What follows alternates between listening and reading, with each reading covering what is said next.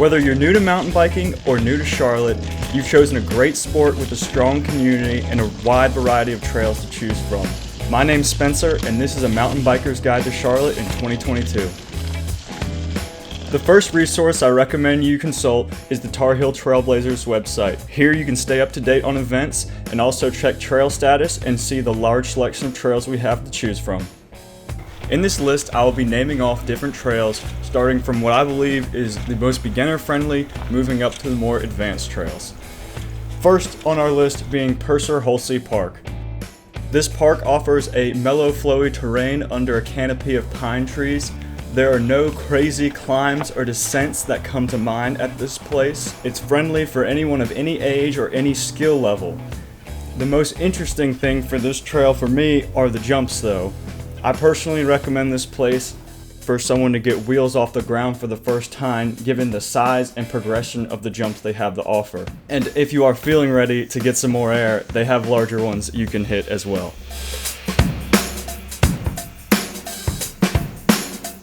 Next on the list is Colonel Francis Beatty Park. Interesting enough, this was actually the first place I ever went mountain biking.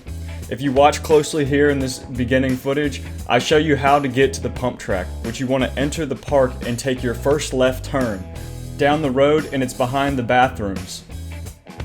A pump track is a great place for a beginner to hone their skills in mountain biking or an advanced rider to get some good exercise. As you progress, they have a huge wall ride with some big jumps as well that you can hit.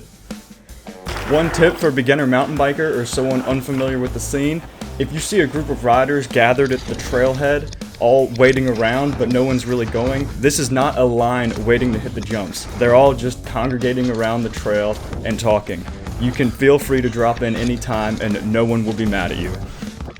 Now for the trails. They offered a varied terrain with different types of features ranging from ski jumps to wooden drops to berms to challenging technical climbs.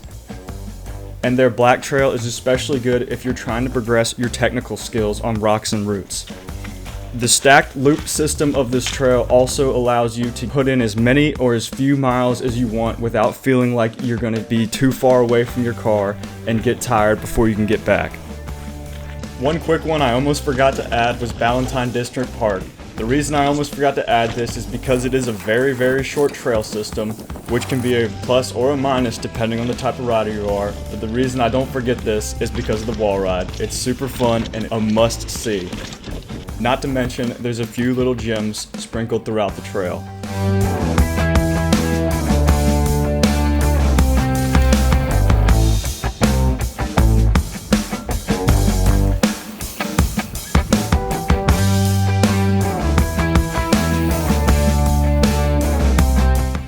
The next one is a classic known as Backyard Trails, or commonly referred to as BYT. To get here, you want to turn into the Little Sugar Creek parking lot off Tyvola Road.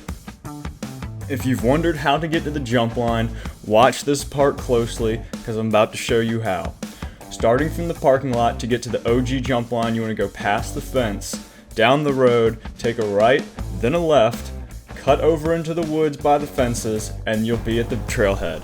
This is where the OG line starts, and man, this place goes way back. It's got some old school style riding and some very overgrown, some stuff doesn't even work, crazy creek gap jumps, but it's a great place, and it's like a carnival out in the woods.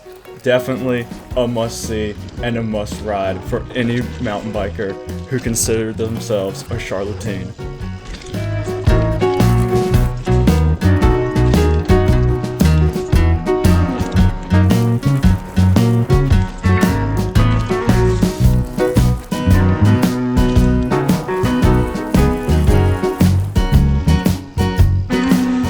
To get to the next set of jumps, most commonly referred to as the dirt jumps, you want to go up Tyvola Road, taking a left into the neighborhood, then another left into the dead end, entering the woods, taking a right, a left at the fork, continuing straight on down until you reach the zone.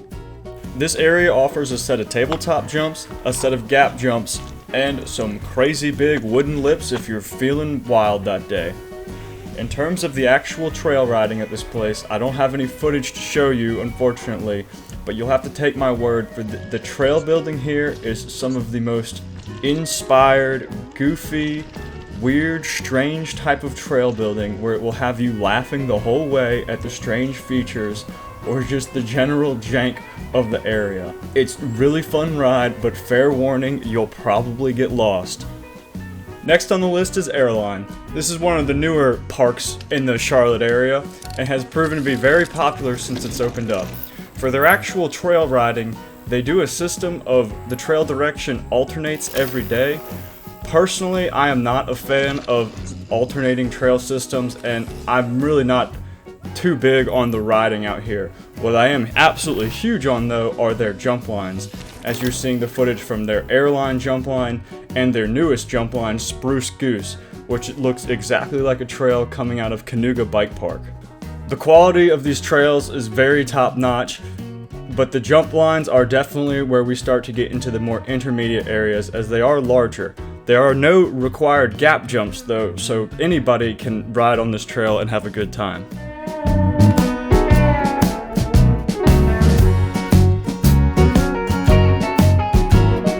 And last on our list is Cedar Valley Bike Park, the crown jewel of flow trails in the Charlotte area.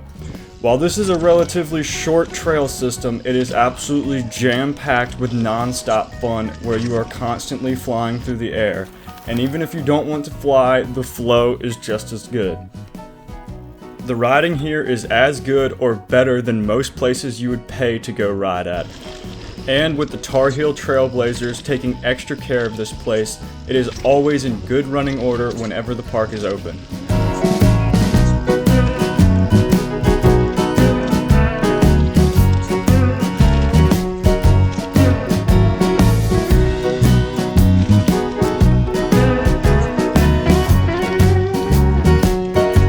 Now you might be thinking to yourself, dang, this looks really fun, but I don't want to get my wheels off the ground. I just want to pedal. And if you want to pedal, well, we have a few places you can pedal until your drivetrain falls off, including Rocky River, Sherman Branch, and the National Whitewater Center. Personally, these aren't trail systems I ever ride at because they're really long XC trails with lots of climbs and lots of pedaling, and not many jumps or interesting features that I like to ride. But if you are a huge fan of putting down big miles, Sherman Branch, Rocky River, and the Whitewater Center are great places to check out if that's your cup of tea. And that brings us to the end of the Mountain Biker's Guide to Charlotte in 2022. And that doesn't even cover all the trails that we have here in Charlotte. I highly recommend you get on the Tar Heel Trailblazers website and check out what else we have to offer, and maybe just check out around town. Sometimes even going to just your local park can be a lot of fun riding too. I do it a lot. But thanks again for checking out this video. Drop a comment of any places you think that I missed, leave a like if this was helpful, and subscribe for mountain biking. Thank you. And it's not worth riding it.